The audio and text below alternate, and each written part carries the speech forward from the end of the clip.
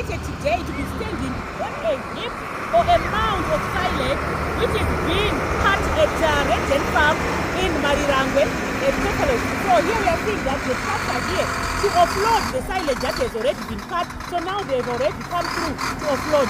So the process is such that once they've cut the silage in the field, they then bring it to the weigh bridge. When they bring it to the weigh bridge, they then come and offload it here. So it's very, very important that the silage cutter is being effective, because you really need to get finely cut, finely chopped pieces of silage, as you can see here.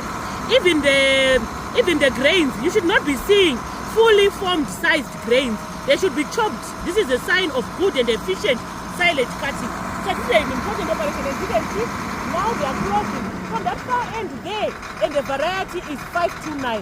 So it's very, very important to start with a good variety that will give you good harvest, but obviously quality is very important. The tractor is offloaded.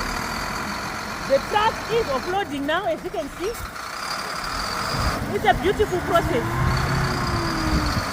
Commercial silage production. This is what we are talking about. So the truck is offloaded and is going back now to load. And that's a fully covered heap of silage, which they will open in due course once they finish the process of treating it. You can see the operation is underway. We are creating a silage stack or a silage heap. And as you can see now, the silage is being pushed forward after having been dropped off by the tractor trailer and the truck. So now the other important thing that you need to take note of, you need to understand that there are important parameters that you need to take note of. We have different plastics that are used here. So we have this transparent thin film of plastic which we put underneath. So this is meant to be an airtight plastic that prevents oxygen from being lost, and also just prevents the air inside there. Just everything needs to be compressed inside there. And after this one, we have this white thick film of plastic which then covers and protects the silage heap. But the other important thing is we have that green sheet that then goes on top.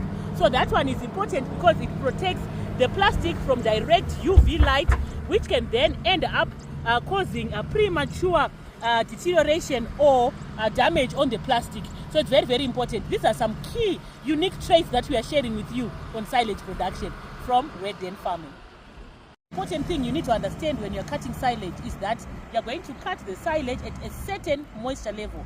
Yes, if you want to get the desired dry matter of about 35%, which is recommended, you might have to cut it around 70%. So after that, after cutting, you can weigh the initial wet weight and then you dry it and get the dry matter weight. Once you have done that, you then bring the silage here.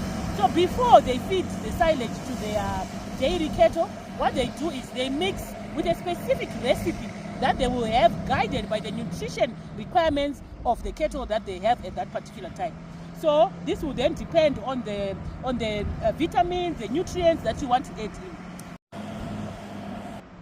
But the feeding ratio per day is 20 to 23 kgs per cow of the mixture of this base, because the silage acts as the base, and the other additional nutrients or other nutritional requirements that the mixture might have.